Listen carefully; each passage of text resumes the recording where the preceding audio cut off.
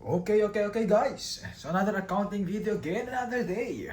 Another sakit ng ulo na naman po tayo today. So shareholders equity naman tayo, pero with regards to audit problem. Okay, so chain problems na ulit tayo dito.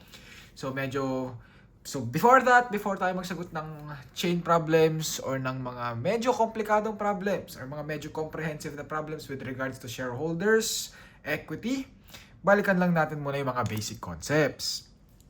So for the shareholders equity, meron tayong mga different types of capital na papasok sa shareholders equity natin. So meron tayong share capital, subscribed share capital, subscription receivable, share dividends payable, share premium or the additional paid in capital, retained earnings, other components of equity, and the treasury shares. So isa-isahin natin yung mga ibig sabihin ng mga yan. So sa share capital natin, it can either be an ordinary share or a preferred share. Bakit? Kasi yung pwedeng i-issue kasi ng isang equity or ng isang corporation with regards to the shareholders equity is either an ordinary capital or a preferred capital. Ngayon, yung share capital natin, tatandaan mo na lang lagi, this is at par value. Okay, at par value tayo dyan. Ibig sabihin kapag yung issued share mo, kung magkano man yung share na binigay mo sa isang stockholder natin, i-multiply mo at par value, yun yung amount na lalabas sa share capital natin. Uulitin natin, it can either be ordinary or preferred share. The difference of ordinary and preferred share merong preference. Preference over dividends, that's number 1, and preference over liquidating or sa assets with regards to liquidating. And ordinary naman, walang preference ito. Sila lahat ng nagbe-bear ng risk. Kapag lugi, sasaluhin nila lahat ng lugi. Sasaluhin nila lahat ng loss. Pero kapag may profit, lahat ng sobra sa profit, after mo mabigay yung dividends na ibibigay mo kay preferred dividends, which are normally fixed, is mapupunta lahat kay ordinary dividends. And in addition of that, with regards to voting rights, decision-making purposes, kapag kay corporation, si ordinary shares, sila usually yung may voting rights. Preferred shares, walang voting rights. Pero merong preference over the dividends, over the income. Bigyan mo muna daw yung profit ni preferred dividends bago mo bigyan ng profit yung mga ordinary shares. Ulitin ko, bigyan mo daw muna ng profit yung mga preferred shares bago mo bigyan ng profit yung mga ordinary shares. Okay tayo. So, subscribe share capital. Ano si subscribe share capital? Merong sa equity section natin na yung capital natin is subscribe pa lang. Kapag sinabi nating subscribe, dito ang nangyayari, nagkaroon lang ng subscription. Nagkaroon lang ng promise. Promise to buy stocks. Promise to buy shares. Subscribe pa lang. For example, sa Netflix, nag-subscribe ka lang. Pero hindi ikaw yung owner pa mismo nung Netflix. Nag-subscribe ka pa lang sa kanila. Ngayon, in addition of subscribe share capital, meron tayong tinatawag na subscription receivable, which is a contra equity account. Pag sinabing contra equity account, these are deduction to your total shareholders equity. Kaya ang subscription receivable, yan yung amount na marireceive mo doon sa subscribe share capital. Kasi nga si subscribe share capital, nag-promise pa lang to buy shares. So wala pang nakokolektang cash. Ngayon yung subscription receivable, yun yung amount, yung total amount na makokolekta mo as cash. Okay tayo? Next, share dividends payable. Ano si share dividends payable? Merong instances na instead na cash dividends daw ang ipambayad, ang pinambabayad daw dun sa mga stockholders natin is mga share dividends. Even though payable yan, even though liability yan, this is still considered as an adjunct account.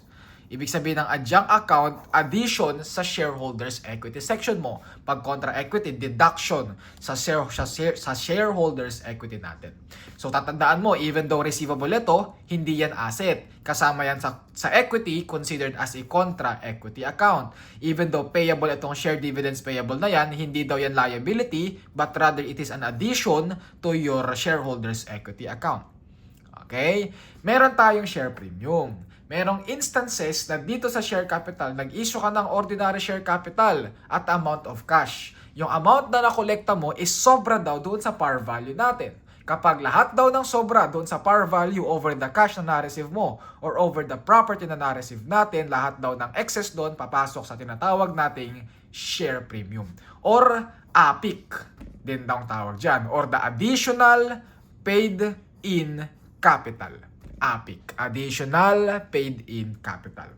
As a rule sa shareholders equity natin, kapag meron kang na-receive na sobra or excess doon sa shares na inisyu natin, lahat yun, i-shoot mo muna sa share premium. Ibig sabihin, yung share premium natin na yan, nandyan lahat nung tira-tira. Or nandyan lahat nung sobra. Okay? Next, retained earnings. What is retained earnings? Retained earnings, yan yung kasama sa equity section natin na usually ang composition nito is lahat ng profit and lahat ng loss ng isang shareholders equity throughout its operation.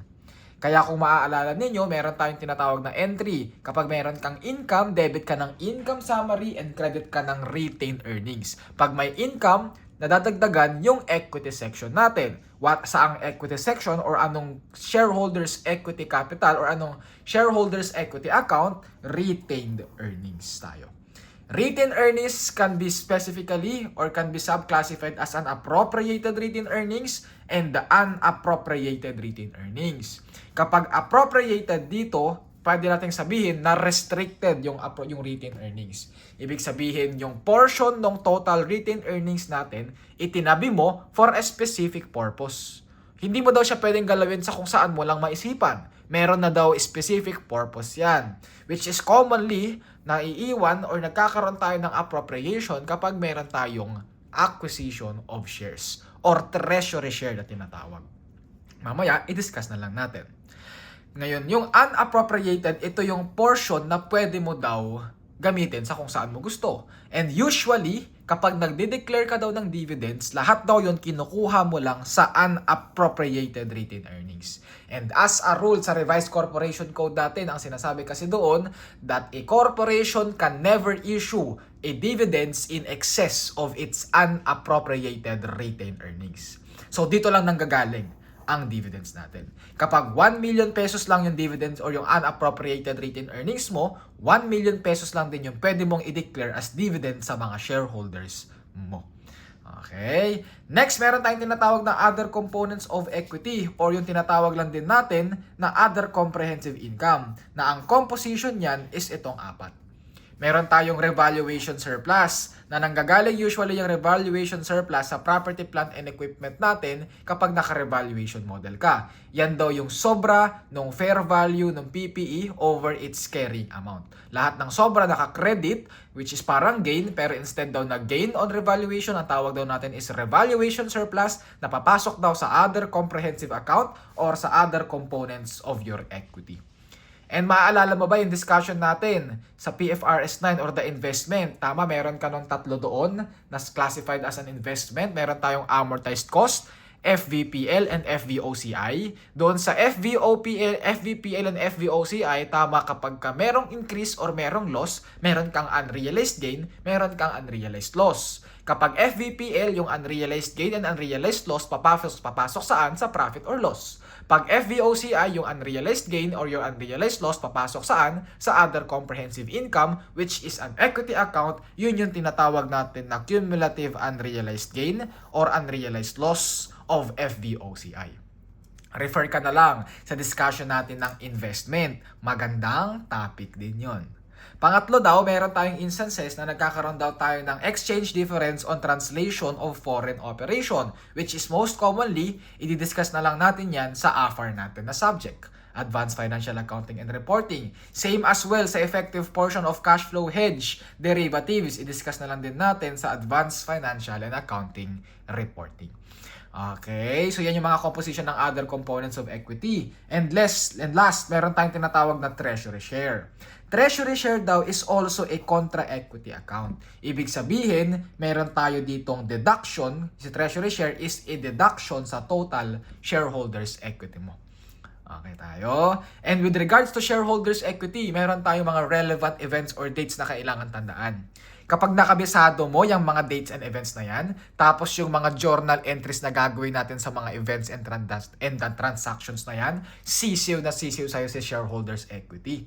Yung sinasabi nilang mahirap na subject na ayaw-ayaw din ituro ng mga instructor at ayaw-ayaw pag-aralan ng mga estudyante kasi napakahirap, ang daming journal entry, ang daming accounts na bago, kung ano-ano nangyayari. Pero pag alam mo tong relevant events and dates natin na to, sisiw sa'yo si shareholders equity.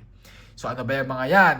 Meron tayong date of authorization, subscription, issuance, reacquisition, reissuance, retirement, and kapag daw nag-declare ka ng dividend or nag-distribute ka ng dividend, isa-isahin natin. At the date of authorization, ano nangyayari dito? Dito, ang kwento dyan, si corporation pumunta sa Securities and Exchange Commission, nagpasa ng Articles of Incorporation, nagpasa ng bylaws natin. And doon sa Articles of Incorporation, nandoon nakasulat kung magkano daw yung or kung ilan daw yung authorized share na pwedeng ibigay ni corporation sa mga stockholder na dapat approve yan ng Securities and Exchange Commission. So at the date of authorization, at the date of approval, sabi daw, you can either use the journal entry method or the memo entry method in recognizing the authorized share. Parehas naman daw yan na applicable sa accounting standards natin. Pero most commonly used na ginagamit is si memo entry method. So ito din yung gagamitin natin.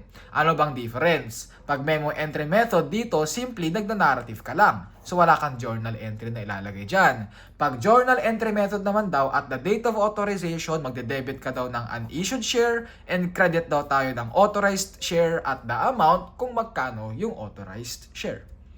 Yun si date of authorization. The date na kung kailan in-approve ni Securities and Exchange Commission yung ating authorized shares. Okay?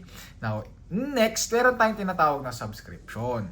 Dito sa subscription ulit, na-discuss natin kanina na meron ditong promise to buy.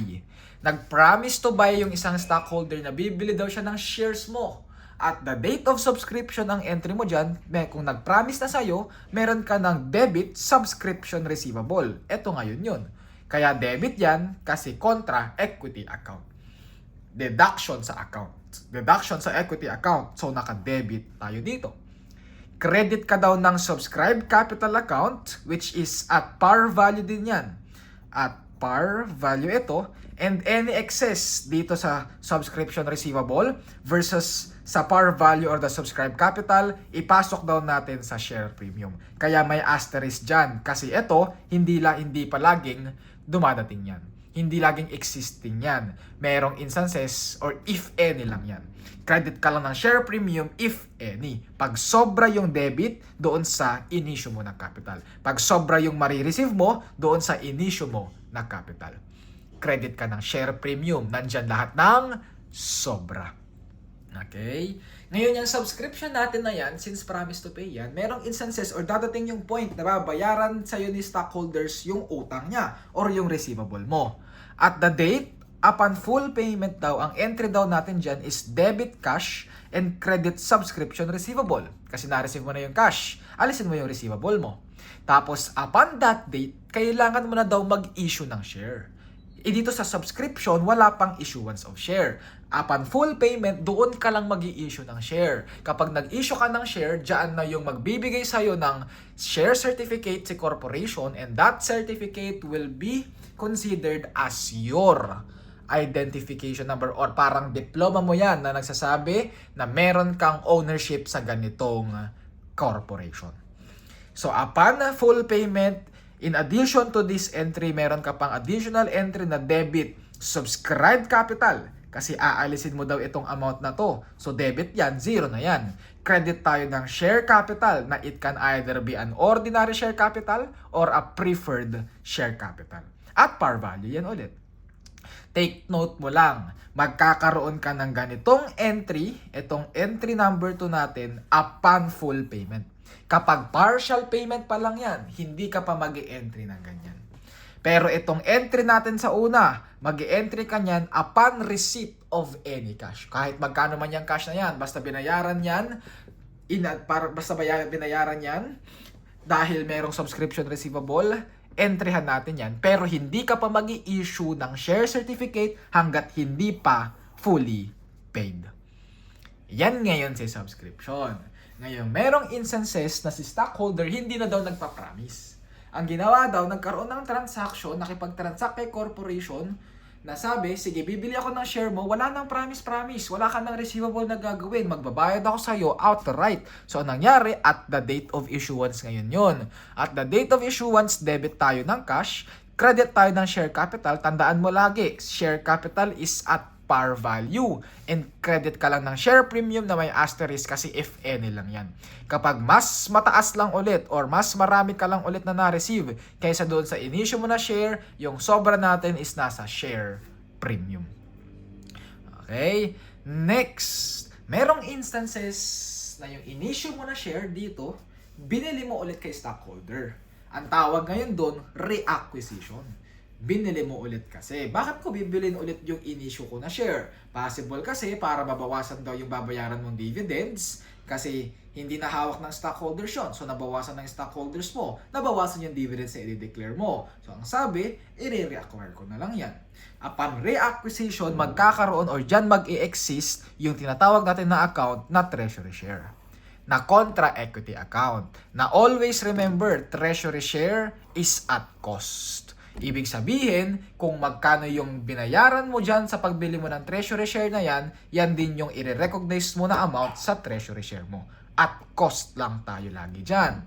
So for example, yung binayaran mo na amount is nasa 100 pesos. Debit ka ng treasury share of 100 pesos and credit ka ng cash kung nagbayad ka ng cash of 100 pesos. Ganun lang at the date of reacquisition. Tandaan mo na lang ulit, treasury share kaya naka-debit kasi it is a contra equity account.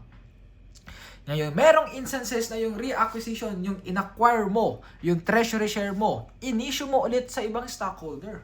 Kasi sasabihin natin, kailangan mo na ulit ng fund. So, nung kailangan mo ng fund, kailangan mo ng investment. Ngayon, nagpa-invest ka sa mga stockholder kapalit ng ng share ulit, ng treasury share mo. Kaya ang sinasabi, itong treasury share are shares that are acquired but not retired. So, upon reissuance, ang mangyayari, binenta mo ulit yung treasury share. So, magde-debit ka ngayon ng cash.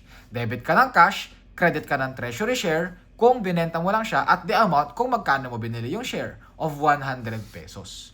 Now, let's say for example, yung amount na na-receive mo na cash is nasa 200 pesos. Yung credit mo, yung binenta mo lang na treasury share of 100 pesos. So, sobra ngayon yung debit natin. As a rule ulit, kapag sobra yung na-receive mo, meron kang credit sa share premium. Share premium of treasury share amounting to 100 pesos.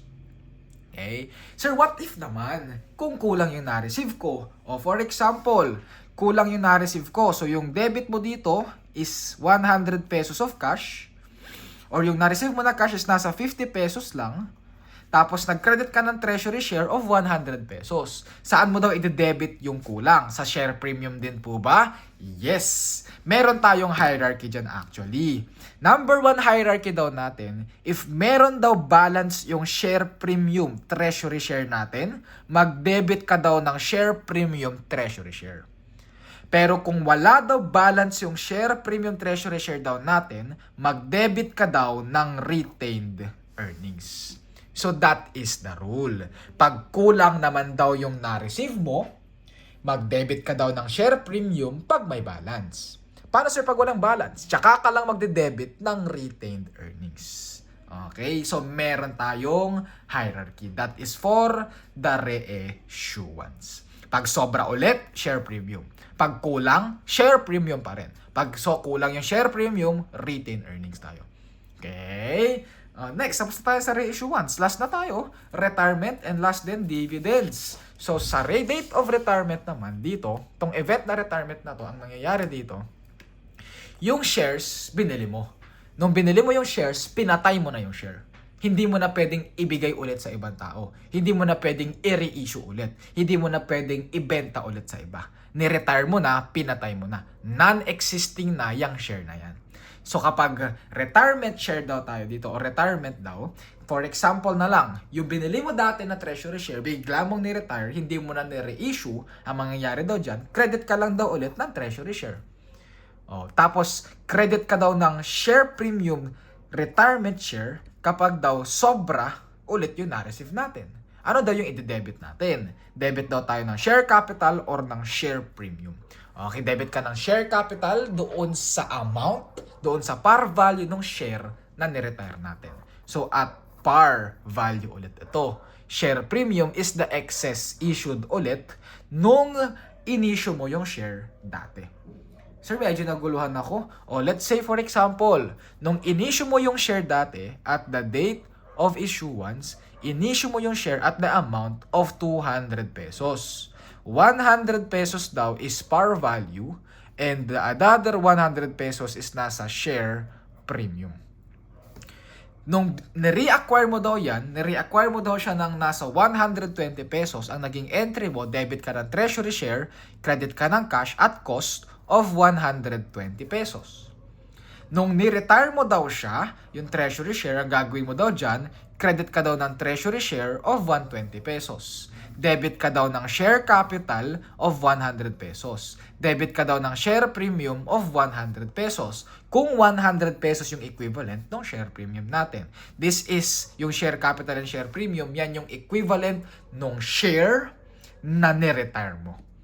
Then kapag kulang ulit dito, ang nangyari, kulang ka naman daw dito or sobra ka dito, kapag sobra daw yung na ni-retire mo versus doon sa treasury share na credit mo, meron ka daw share premium. Pero share premium of retirement naman. Share premium of retirement amounting to 80 pesos. So, ganyan yung entry natin. Kapag lugi naman, sir, kapag lugi naman ako, anong entry ko? Same lang din doon sa entry natin kanina sa reissuance.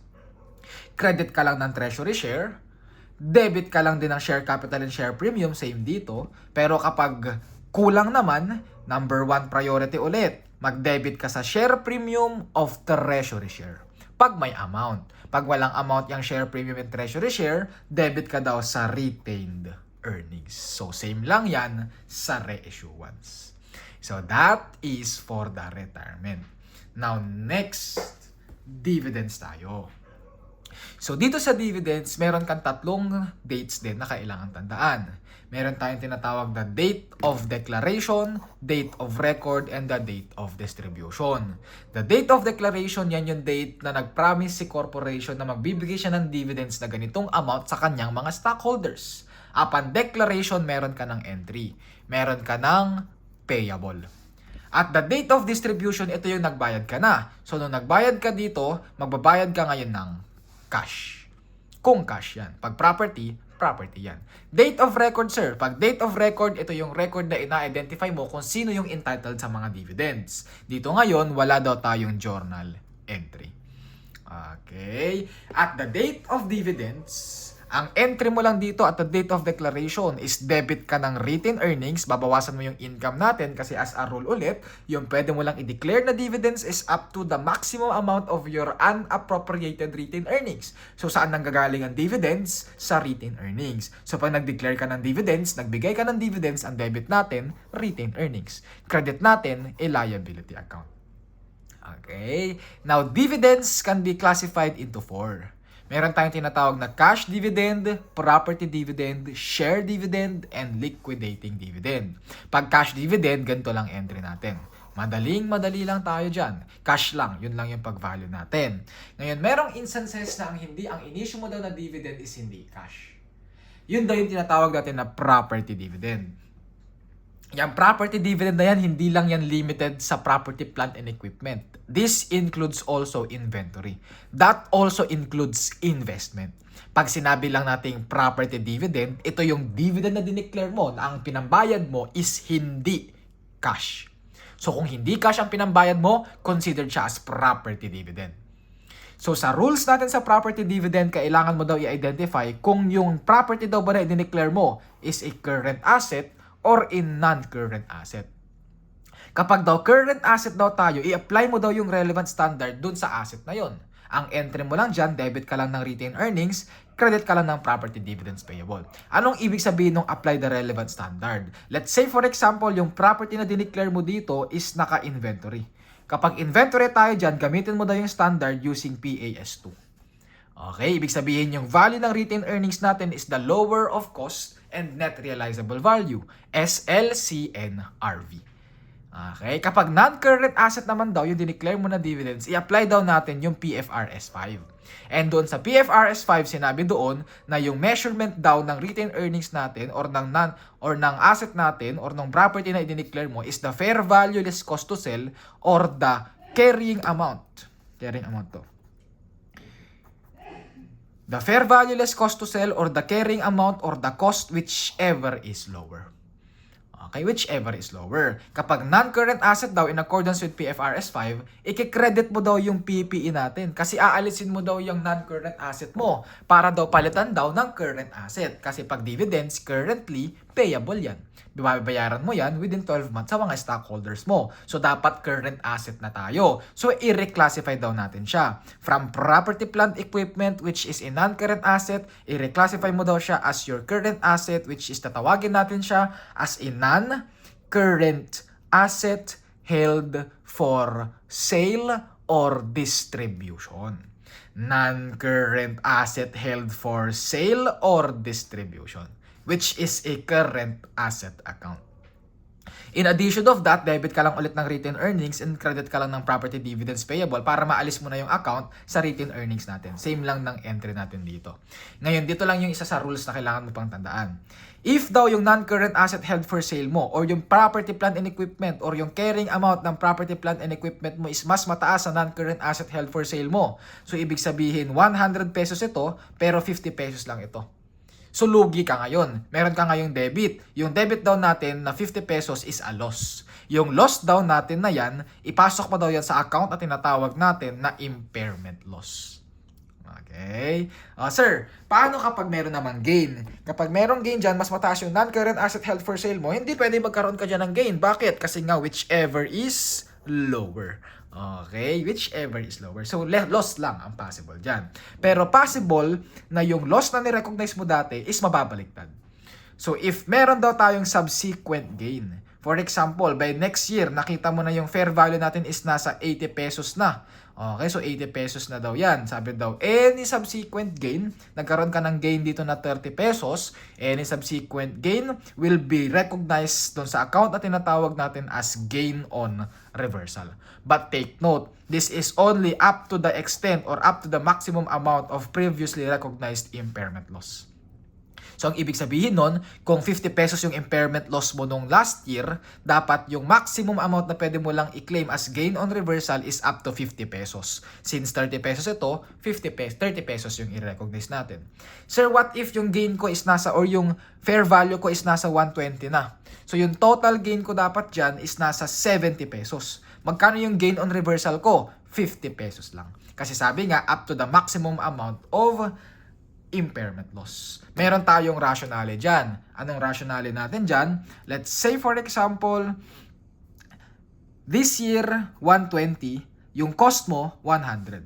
Apply mo to, whichever is lower. So magkano dapat yung recognize natin na non-current asset held for sale? 100 pesos. Kung dati 50 pesos siya, na dahil nagkaroon ka ng loss of 50 pesos, kapag ni-recognize mo yung reversal of gain na 50 pesos, magkano yung total asset natin? 100 pesos. So, whichever is lower lang kasi talaga. As a rule lang kasi, non-current asset held for sale or distribution cannot be measured at an amount higher than the carrying amount of the non-current asset. Yun yung sinabi sa property dividend. Okay, next, meron tayong share dividend. Yung share dividend na yan, instead daw na cash, instead daw na property, ang nagsabi daw, nag-declare na lang daw siya ng additional shares. Kapag daw nag-declare daw ng additional shares si corporation daw, i-identify daw natin if yung dineclare daw na share is a large dividend or a small dividend. Paano daw natin masasabi kung large or small? Kapag daw yung dineclare mo daw is 20% or more of its total outstanding shares, then it is considered as a large dividend. If less than 20% naman daw tayo, bakit may more dyan? If less than 20% naman daw tayo, then it is considered as a small dividend. Anong difference? Pag large dividend daw tayo, baliktad to. Pag large dividend daw tayo, yung measurement daw natin is at par value. And kapag small dividend naman daw tayo, yung measurement daw natin is at fair value. Okay? Anong difference? Kapag naman daw large dividend tayo, wala ka daw i-recognize na share premium. Kapag naman daw small dividend tayo, meron ka daw i-recognize na share or meron ka daw i-recognize na share premium. So dito with share premium, kapag naman daw large dividend without share premium. Bakit? Kasi nga at par value. Bakit may share premium sa small dividend? Kasi nga at fair value. So merong excess yung par over the fair value. Okay tayo? Oh. So question, who is entitled to dividends? Sino bang entitled sa dividends? Ang entitled daw sa dividends is yung total outstanding shares. And paano mo daw kukumputin yung total outstanding shares natin? That is the issued share plus the subscribed share. Tandaan mo na lang, kahit na subscribe pa lang yan, kahit na hindi pa issued yan share na yan, they are entitled to dividends na. Okay, so plus subscribe share, less mo yung treasury share, yan yung share na nare-acquire mo, hindi sila entitled sa dividends. So issued share plus subscribe share is less treasury share is equal to the outstanding share, sila yung entitled sa dividends, the outstanding share. Okay, and last concept natin, meron tayong i-encounter dyan na share split. Yung share split natin ang nangyari dito, na bago lang yung number of shares mo. Pero yung total amount ng shareholders equity natin, hindi na bago. So dito, pag nagkaroon ka ng share split, it can either be share split up or share split down. Ang sabi daw, wala daw tayong entry, but rather memo entry only. Explain lang daw natin kung ano yung nangyari. So yan yung mga basic concepts natin for shareholders equity. I-apply natin through answering these illustrations. Illustration number 1. Okay. Illustration number 1. Sabi sa illustration number 1 natin dyan, the shareholders equity. Shareholders equity section of Special Corporation Statement of Financial Position as of December 31 is as follows. Yan. So, yan ang nangyari. So, binigay dyan, ordinary share capital of 10 peso par value. Tapos, authorized 2,000 shares, issued and outstanding of 400,000 shares. Okay. Lagyan nga lang natin dito ng amount dito. So, yung ordinary share capital natin is nasa 4 million pesos. Tapos, meron daw tayo ditong 400,000 shares. Okay, ganun na nangyari. Tapos meron ka daw preferred share capital, 20% daw ang dividends. 5 pesos po ito. 5 peso par value daw. Issued is 200,000 share. So lagay ko lang dito, meron tayong preferred share capital at the amount of 1 million pesos. And meron tayong shares. Yung issued share mo is nasa 200,000 shares. So, ganyan natin sagutan na ito, ha. Sige, kuha na ako ng extra paper. Ito na lang pala. Okay. So, meron tayong ordinary share capital, ordinary share premium, or preferred share capital, preferred share premium. Okay, meron ka daw ordinary share capital of 4 million pesos, ordinary share premium or ordinary preferred share capital or preferred share capital of 1 million pesos. Binigay dyan ordinary share premium of 1,800,000. Tapos binigyan ka ng share premium preferred of 600,000. Tapos dito, binigyan ka ng unrealized holding gain or loss on FVOCI investment. Tandaan mo na lang, this is an other comprehensive income account. FVOCI investment. Tandaan mo yan. And meron kang retained earnings, ilagay mo na lang dito, retained earnings of 6 million pesos. So ito yung mga unadjusted accounts natin, balances natin, which is i-update na lang natin based sa mga transactions. Okay? Please bear with us. Okay? So, the following transactions occurred during 2025. January 5. Gagawin kong red ballpen ang entries, ha. So, January 5. January 5, the company issued 100,000 ordinary shares for 15 peso per share and 50,000 preferred share for 10 pesos per share. So, nangyari dito, nag-issue ka daw ng share. And kapag date of issuance natin, anong entry mo dyan? Tama, debit ka ng cash. So, unahin natin muna yung ordinary share. Nag-debit ka ng cash, mag-i-issue ka ng ordinary share capital, magki-credit ka ng ordinary share premium pag meron man tayong excess. Magkano daw? At 15 pesos per share. So 100,000 times 15 pesos per share, meron kang na-receive na 1.5 million pesos. And yung par value natin ulit, magkano? Nasa 10 peso par value. So 100,000 of ordinary share times 10 peso par value, yung share capital natin is at 1 million pesos. Tandaan mo, share capital, naka-par value yan. Merong sobra na 500,000, credit mo yun sa ordinary share premium of 500,000. Tapos ang gagawin natin, i-reflect lang natin lahat ng entry natin dito sa mga balances natin. Nag-credit ka ng ordinary share capital of 1 million pesos. Nag-credit ka ng ordinary share premium of 500,000 pesos. Tapos ilagay pala natin dito yung total shares natin.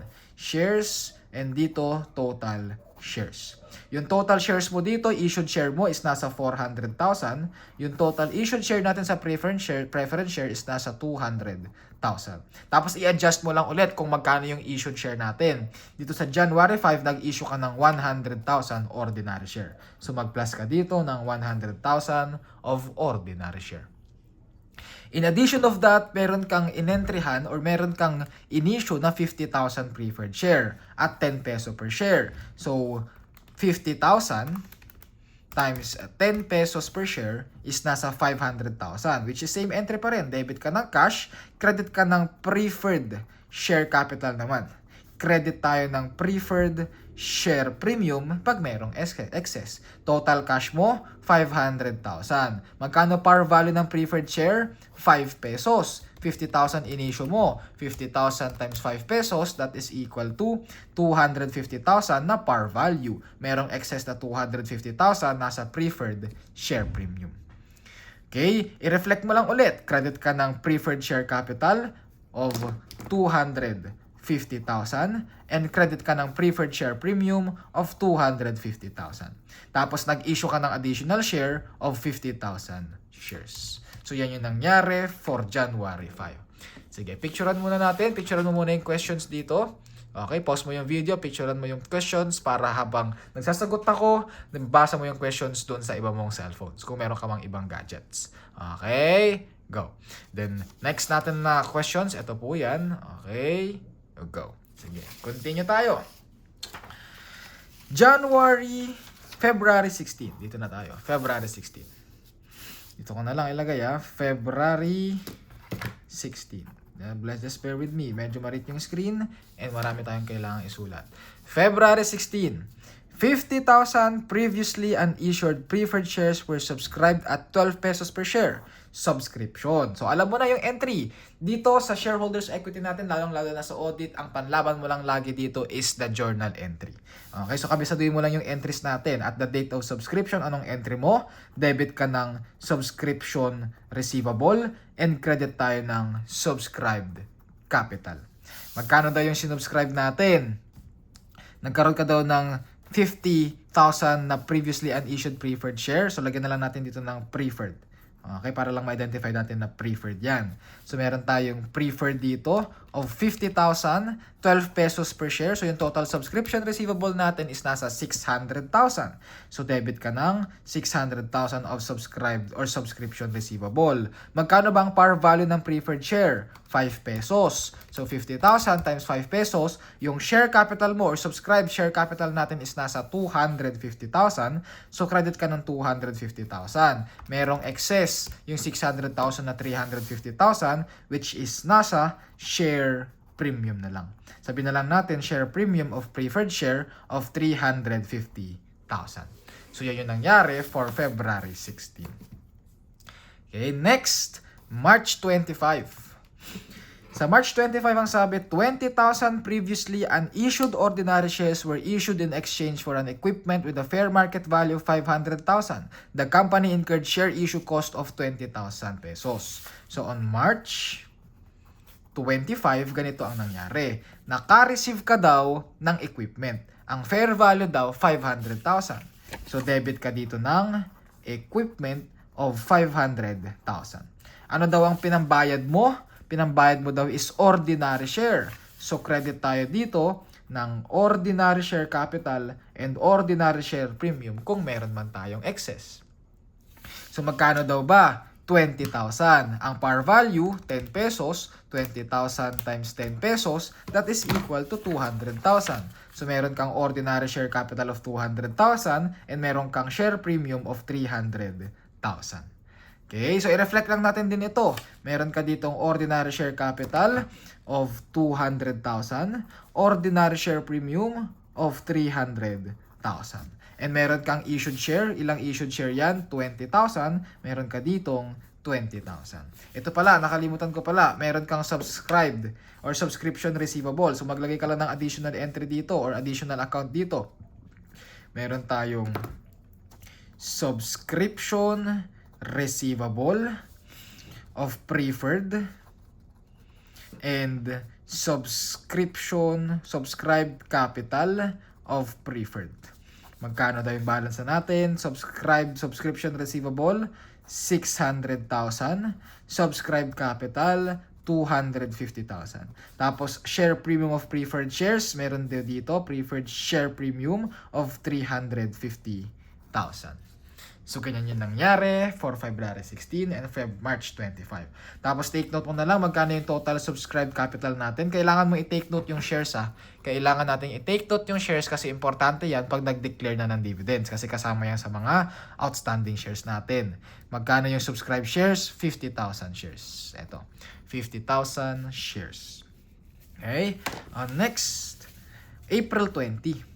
April 20, reacquired 40,000 ordinary shares as treasury shares at 18 pesos per share. Uy, treasury share, reacquisition at cost tayo doon. So, ang entry ko ulit, pag April 20, reacquisition, meron tayong debit treasury share and credit tayo ng cash which is at cost lang. Magkano daw ba yung cost? 18 pesos. Magkano yung binili? 40,000 ordinary share. 40,000 times 18 pesos, that is equal to 720,000. So, debit ka ng treasury share and credit ka ng cash of 720,000. Meron ka na bang treasury share na account dito? Wala pa. So, lagyan na lang natin dito ng treasury share account of 720,000.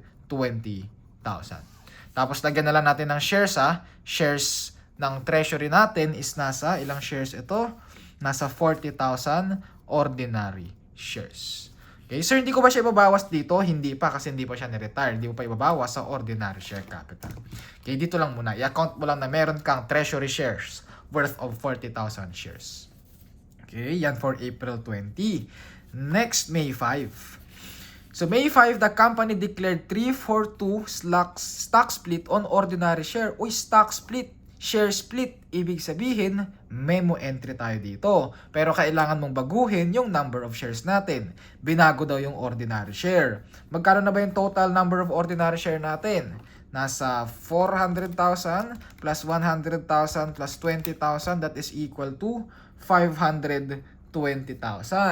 Ngayon, yung 520,000 daw natin, pinalitan daw yung every share daw niyan. So, i-divide mo yan ng 2 share. Pinalitan daw natin ng 3 share. So, i-multiply mo by 3. So, that is 520,000 divided by 2 times 3. That is equal to 780,000. So, ibig sabihin yung total number of shares na natin ngayon after share split up is nasa 780,000. Ordinary share capital. Sir, babaguhin ko ba yung preferred share capital? Hindi. Kasi ang nag-share split lang, ordinary share capital. Okay? Ordinary shares lang. Ngayon, itong treasury share, tatandaan mo, yung treasury share na binili mo is for ordinary. So, itong 40,000 natin na to, dapat i-adjust mo din yan. So, i-divide mo lang din yan by 2 and i-multiply mo yan by 3. So, 40,000 divided by 2 multiplied by 3, that is equal to 60,000. So, 60,000 na yung total shareholders, total treasury shares natin. 60,000. Tandaan mo na lang yan. Okay, so April or so May 5 ulit, memo entry. So, ganun lang yung naging entry natin for May 5. Okay, in-adjust lang natin yung number of shares. Next, June 30. Okay, dito. Singit natin dito June 30. June 30, the company declared and paid cash dividends to preferred shares based on the stated dividend rate and 0.50 peso cash dividend to ordinary share. Ayun, nag-declare ng dividends. Kaya sabi ko sa inyo, kailangan malaman natin kung magkano yung total shares. Kasi kailangan siya kapag nag-declare ng dividends. So sabi daw, nag-declare daw ng dividend sa preferred share. Magkano ba yung fixed rate ng dividend share natin? Ito, 20%. Magkano ba yung total preferred share capital natin? Ito, nasa 1 million pesos. Okay, computin natin ha. Hanapin natin yung total outstanding shares ng preferred share. So ito, preferred. Total outstanding share natin is the issued share plus the subscribed share less treasury share. Meron kang issued share na nasa 1,250,000 preferred share capital na. Yung 20% kasi, ang basis kasi ng 20% is the amount. So yung kailangan mo is yung amount, which is yung share capital. Tapos meron kang subscribed capital na preferred share of 250,000. And alam mo na yung subscribed share natin is entitled din sa dividends. Meron ba tayong treasury share for preferred share? Wala. So ito yung total entitled, ito yung total outstanding shares ng preferred share is nasa 1,500,000. I-multiply mo yan by 20%. 1,500,000 times 20%, that is equal to 300,000. So meron kang dividends of 300,000 for preferred share. Hanapin naman natin yung nasa ordinary shares. Yung ordinary shares, nag-declare daw ng 0.50 pesos cash dividend to ordinary shares. Magkano ba sino ba yung entitled sa dividends natin? Ito, 780,000. 780,000 for ordinary share. Meron tayong subscribed shares ba? Wala, kasi preferred shares lang yung subscribed shares. Wala kang i-add dyan. Pero meron kang treasury share. Na yung treasury share natin is 60,000. Ililess natin yan dito, 60,000. So yung total entitled sa dividend sa ordinary share is nasa 720,000. So 720,000 times 0.50 pesos. So that is equal to 720,000 times 0.50 pesos. That is equal to 360,000 of dividends din. So yung entry mo sa dividends ulit natin is debit retained earnings and credit tayo ng cash dividends payable. Magkano yung total natin? 360 plus 300,000, that is equal to 660,000. Ayun. So i-reflect mo lang sa retained earnings natin. Meron kang deduction of 660,000. Okay? Tiis-tiis lang ha. Tiis-tiis lang. Nasa June 30 pa lang tayo hanggang December 31 yan.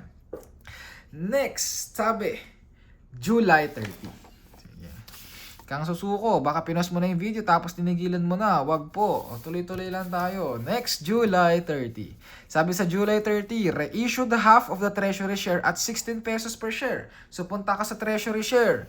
Ni-reissue mo daw yung kalahati nito. Magkano ba ang kalahati ng 720,000? Nasa 720,000 kalahati is nasa 360,000. So alisin mo yung 360,000 mo dito. Tapos kung in-issue mo na yung 6 kalahati dito, so yung total shares na lang natin or treasury share na lang natin is nasa 30,000. Paano mo ngayon i-entryhan yan? Credit ka ngayon or debit ka ngayon ng cash. Na-reissue mo siya, debit ka ng cash, credit tayo ng treasury share. Magkano yung i-credit mo na treasury share? Nasa 360,000. Yung kalahati ng 720,000. Magkano yung debit mo sa cash? Magkano mo daw ba siya binenta? 16 pesos per share. Ilang shares yung binenta mo? 30,000. 30,000 times 16, that is equal to 480,000. So, debit ka ng 480,000. So, meron ka na namang credit. Saan natin i-credit yan? Credit tayo ng share premium of treasury share, which is yung excess natin na 120,000. Okay? O, so ibig sabihin, dito sa treasury share natin, wala na tayong mapaglagyan. Maglagay lang tayo dito ng additional share premium for treasury share amounting to, ito, 120,000. Okay? So, ganun yung nangyari for July 30. Next, August 30. Sa August 30, sabi, a 10% ordinary stock dividend was declared and issued to ordinary shareholders. Stock dividend daw, nag-declare na naman ng dividends at the time when the market value is at 17 pesos per share. Tingnan mo ngayon, share dividend, i-identify mo kung large or small.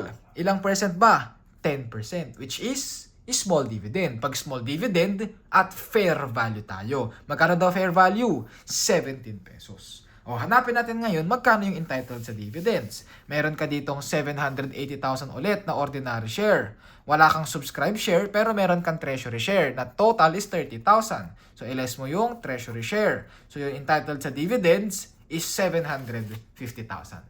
Ilang shares to yung dineclare mo? 10%. So, 750,000 times 10%, that is equal to 75,000 shares. So, nag-issue ka ng 75,000 total shares for dividends. Na ang value natin is at 17 pesos. So, that is equal to 75,000 times 17 pesos. This is equal to 1,275,000. Okay? So, yung entry natin dito is by July 30, August 30, dito, August 30 natin, ang entry mo dyan is debit tayo ng retained earnings of 1,275,000. Ito yan. Credit tayo ng share dividends payable of 1,275,000. So, ganun na lang yun. Ganun na lang yung gawin natin. Ano nangyari kasi sa August 30, ang sabi kasi dyan, and issued na pala. Okay, so in-issue na pala. So, wala ka ng credit share dividends payable, but rather nag-credit ka na ng cash. Or nag-credit ka na ng, ano ba, August 30, reissued half, no pala. 10% ordinary stock dividend was declared and issued to ordinary shareholders. Okay, so nag-issue ka na daw. So, ibig sabihin, meron ka ng, okay, correction lang po dito. Palitan ko na lang ng blue. Kung nag-issue ka na, ibig sabihin, nagbigay ka na or dineliver mo na yung share. So, nung nag-deliver ka ng share, meron ka ngayong debit or credit ordinary share capital, which is at par value. 75,000 shares. Magkano yung par value ng ordinary share natin? Nasa 10 pesos. That is equal to 750,000. So, credit ka ng ordinary share capital of 750,000. Tapos meron kang excess na saan papasok sa ordinary share premium. Magkano yung excess natin dyan? 1,275 less 750. Meron kang excess of 525,000. I-reflect lang ulit natin. Meron kang debit retained earnings of 1,275,000. Sobra. And meron kang credit ordinary share capital of 750,000. Ordinary share premium of 525,000. Tapos additional share of 75,000. Ayun. Sana malinaw tayo dyan. Next. Ano nangyari sa next? September 16. So kulang na yung papel natin. Lagay lang ako dito. Hanap lang ako. Sige, dito na lang. So by September 15, ang sabi dito, or September 16, collected full payment of 80% of the preferred shares subscribed on February 16 on the due date. The remainder of the subscriber on the preferred shares defaulted. So, anong nangyari? Nakolekta mo daw yung full payment ng 80% ng preferred share. Magkano ba yung preferred share daw natin ng February 16? Balikan mo yung entry natin. February 16, meron kang subscribed or subscription receivable of 600,000. So, by September 16 natin, dito, so, by September 16, ang entry mo dyan, naka-receive ka ng cash. Credit tayo ng subscription receivable. Magkano daw ba? 80% daw ng 600,000. So, 600,000 times 80%, that is equal to 480,000. So, debit ka dito ng cash of 480,000 and credit ka ng subscription receivable of 480,000. So, kung fully paid daw yung 80%, dapat mag-issue ka na ng share capital dito sa subscribed capital natin. So, meron ka ditong subscribed capital debit and credit tayo ng share capital. Na ano yung share capital ulit natin dito? Nasa preferred share capital. So, preferred share capital, magkano ba yun? 250,000. 250,000 times 80%, that is equal to 200,000. So, debit ka ng subscribed capital, credit ka ng preferred share capital of 200,000. Tapos, i-reflect lang ulit natin. Nag-credit ka ng subscription receivable of 480,000. Mag-credit tayo dito ng 480,000. Nag-credit ka ng, or nag-debit ka ng subscribed capital of 200,000. Bawasan mo to ng 200,000. nag-credit ka ng preferred share capital of 200,000, mag-credit tayo dito ng preferred share capital of 200,000. Tapos tama, nagbawas ka na ng shares. Nabawasan mo na yung 50,000 shares mo dito ng 80%. So 50,000 times 80%, that is equal to 40,000. So bawasan mo din ito ng 40,000 shares. Yung 40,000 shares na yan, in-issue mo na. So ibig sabihin, napunta na sa preferred shares natin. So meron kang additional dito na 40,000 sa preferred shares. Okay, so yan yung nangyari for transaction September 16. Next, December 17, the company declared and paid 0.70 cash dividends to ordinary shareholders. So balikan mo lang ulit. Magkano na ba yung entitled sa ordinary sa dividends natin? Meron ka na ditong 780,000 plus 75,000. So that is equal to 780 plus 75 shares, nasa 855,000 shares. And meron tayong treasury ordinary shares na 30,000. So alisin mo yung 30,000 ulit dito. 855 less 30, that is equal to 825,000. Magkano ulit yung dineclare natin na dividends? Nasa 0.70 pesos. So times 0.70 pesos, 825,000 times 0.70 pesos, this is equal to 577,500. Na ang entry lang natin dito is debit. Kano kailan to? December 15. Debit tayo ng retained earnings, credit tayo ng cash dividends payable of 577,500. So i-reflect lang natin dito, debit ka ng 577,500. Deduction tayo dyan. Okay, so that is for December 15. And sabi dito sa December 31, the company's investment in equity securities originally acquired at a total cost of 1.3 had a total fair value of 1.5 at year-end. There was no acquisition or disposal of investment during the year. Investment in equity securities, ito yung tinutukoy nila dito. Investment in equity securities. So kung gagawa natin ng T-account yan, meron kang investment at FVOCI, ang sabi daw yung total cost daw dati is nasa 1,300,000.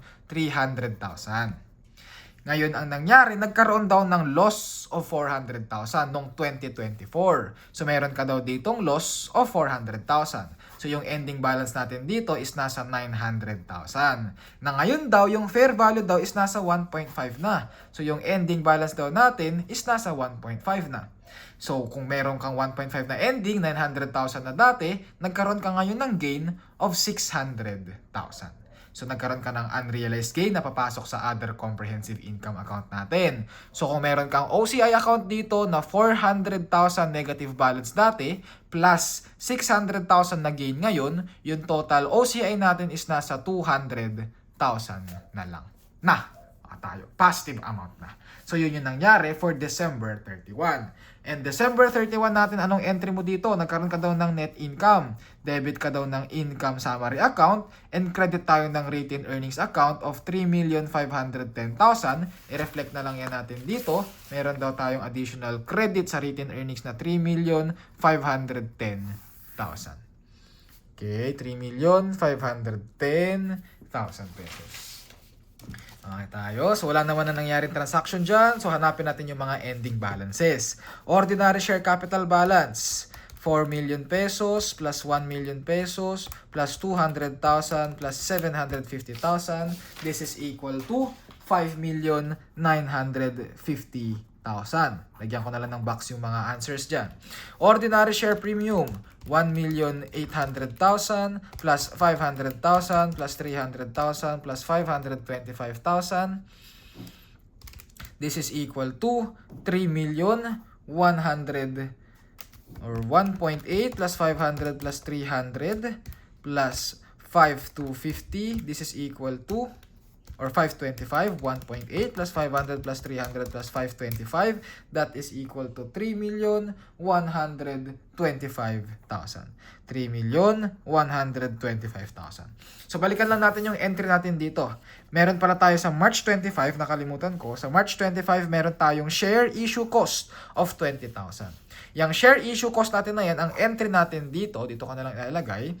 Pag meron kang share issue cost, lagi mo natandaan, Yung share issue cost natin parang additional expense yan. Pero instead daw na debit ka ng expense, ang mangyayari daw dyan, debit ka daw ng share premium. In relation sa kung saan mo siya nagamit. Saan mo siya nagamit? Ordinary share. Debit ka daw ng share premium and credit ka daw ng cash of 20,000 pesos.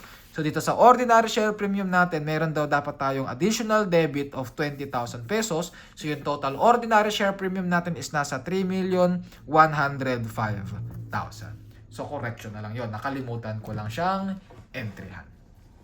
Preferred share capital natin, magkano? 1 million plus 250 plus 200. This is equal to 1,450,000. So yun yung ending balance natin. Preferred share premium, nasa 600 plus 250 plus 350. This is equal to 1,200,000. Ending balance. Retained earnings natin, magkano yan? 6 million pesos. Okay, baka hindi mo nakakalimutan. Baka hindi mo nakikita mabuti. I-dictate ko. 6 million pesos less 660,000 less 1,275,000 less 577,500 plus 3,510,000. This is equal to 6,997,500. Ilagay ko na lang dito ng black ball pen para makita mo. 6,997,500. This is for your retained earnings. Okay? And meron kang treasury share dito. 720 less 360, that is equal to 360,000 of ending balance. Tapos meron tayong mga subscription receivable. Yung total subscription receivable natin is nasa 600,000 less 480,000, that is equal to 120,000 of ending balance. Kita mo ba? 120? Hindi. Sige, dito na lang. 120,000. And meron kang share premium treasury share, 120,000. And meron kang subscribed capital. Ilagay ko na lang dito, nasa 50,000. Subscribed capital natin is nasa 50,000. Okay? Okay. So, nasagutan natin yung mga questions. Sabi, magkano yung total ordinary share capital daw natin? This is nasa 5,950,000. Kaya for number 1, requirement number 1 is nasa letter C. 5,950,000.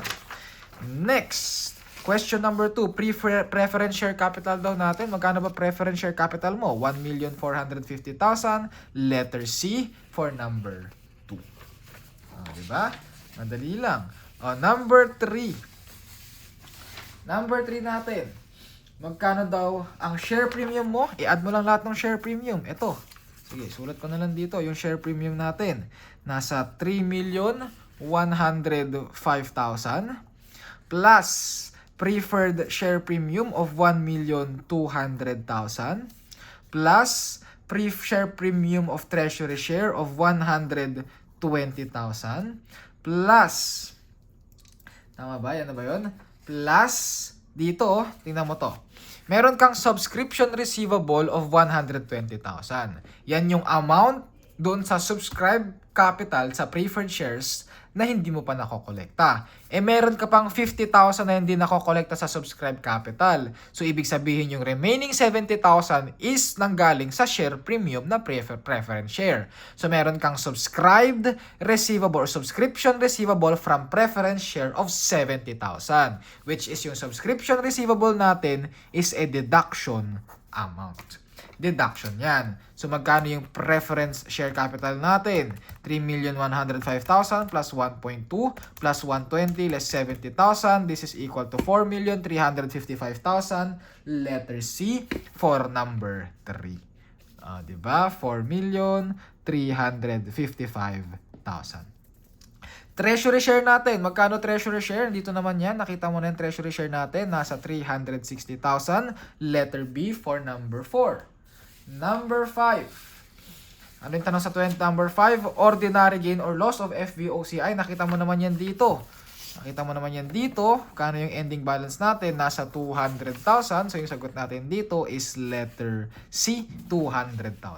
Magkano daw yung unappropriated retained earnings natin? Nakita mo dito, retained earnings natin is 6 million. 6,997,500. Pero lagi mo tatandaan, itong treasury share natin dito na nasaan yung treasury share? 360,000. Meron kang additional entry dyan na debit retained earnings unappropriated and credit ka ng retained earnings appropriated. Okay, nagkakaroon ka lang ng appropriation. Dito unappropriated and dito appropriated. Pero parehas siya na retained earnings. Nasa 360,000. Ang tinatanong sa'yo dito, unappropriated. Kung meron kang treasury share of 360,000, ibig sabihin meron kang appropriated retained earnings of 360,000. So, alisin natin ngayon dito yung 360,000. So, 6,997,500 less 360,000. This is equal to 6,637,500. Requirement number 6, letter D. Okay, so that's it for our audit of shareholders' equity illustration number 1. Actually, I've prepared illustration number 2 and number 3, pero since naka 1 hour video discussion natin na tayo, let's cut this off muna and try natin siyang isolve in our next video discussion. Yun lang muna, good luck, God bless, and ciao. Yan pala muna, picturean nyo pa muna ito. Pwede mo nang sagutan para sagutan in your own, tapos i-confirm na lang natin siya for your next video discussion. Ito din yung illustration number 3 natin. Okay, picturean mo na. Ito yung questions, picturean mo na. Yun lang. God bless. Ciao!